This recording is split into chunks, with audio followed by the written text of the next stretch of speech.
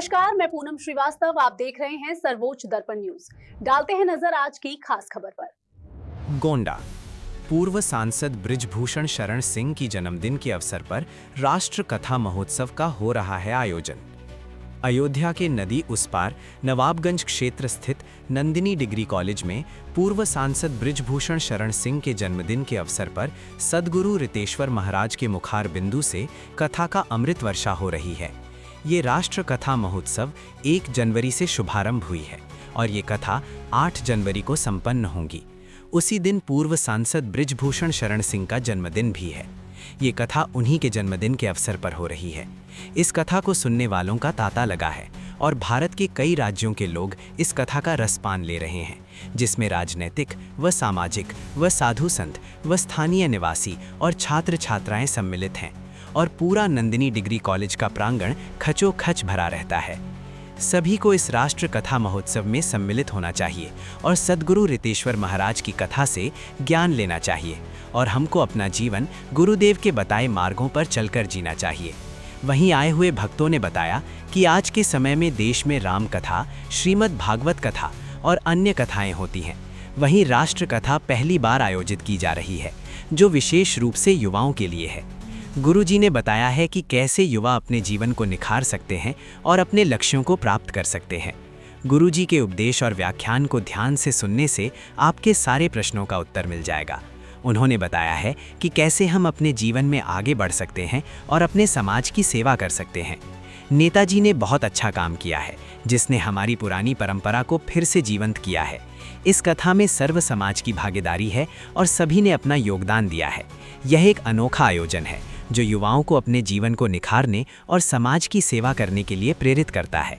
हम आशा करते हैं कि नेताजी इसी तरह निखरते रहें और आगे बढ़ते रहें और उनके नेतृत्व में हमारा देश और समाज तरक्की की नई ऊंचाइयों को छुए। यह देश में राम कथा, श्रीमद् भागवत कथा, तमाम कथा होती थी, लेकिन देश में राष्ट्र कथा पहली बार हो रही है और यह कथा युवाओं के लिए हो रही है। युवा लोग कैसे अपने को निखारें और गुरुजी ने बताया है और गुरुजी के जितने भी उन्होंने उपदेश या अपना व्याख्यान जो भी कह लीजिए, जो कथा कही है, उनकी कथा को अगर आप ध्यान से सुन लेंगे तो आपके सारे प्रश्नों का उत्तर आपके अंदर मिल जाएगा। सर, नेताजी ने इतनी अच्छी नेताजी ने एक काम और बहुत अच्छा कर दिया कि हमारी जो पुरानी परंपरा थी, सांस्कृतिक परंपरा थी, हर गरीब आदमी भी कथा में कुछ न कुछ देता था। बीच में बड़े बड़े लोग कथा कराने लगे तो उससे क्या हुआ कि लोग डरने लगे कि उतने बड़े आदमी के हम कैसे 5 किलो बथुआ ले। हार्दिक बधाई। और जितना बड़ा आयोजन सांसद जी ने किया है, अभी तक हमारे ख्याल से पूरे देश में इतना बड़ा आयोजन किसी ने सोचा भी नहीं होगा। करने की तो बहुत बड़ी बात, और इसका बहुत अच्छा मैसेज पूरे समाज पे जाएगा। और जो महाराज जी ने गुरुकुल में भाषण दिया, भी बहुत अच्छा भाषण दिया। हमारे पास सारी पद्धतियाँ थी, हम उसको भूल चुके हैं। पुनः जैसे वो देश में वापस लौटे, गुरुओं के ही माध्यम से वापस लौटेंगे।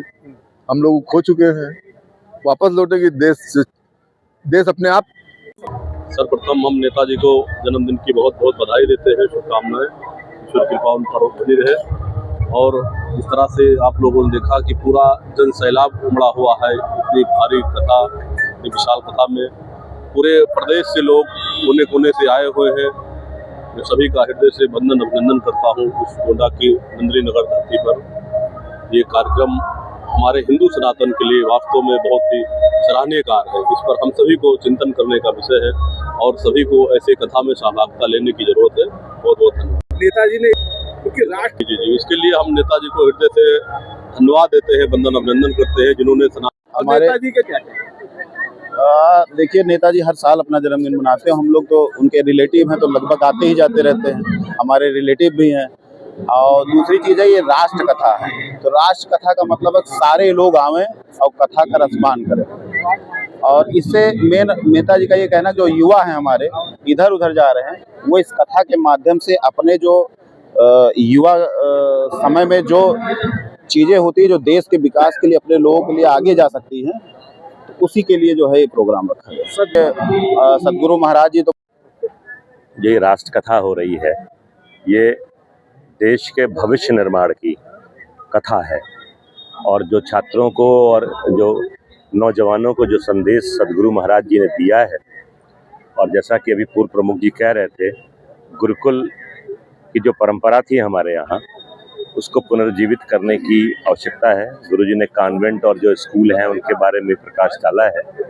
तो एक बच्चों में एक जागरूकता का जो ये काम हो रहा है, ये बहुत ही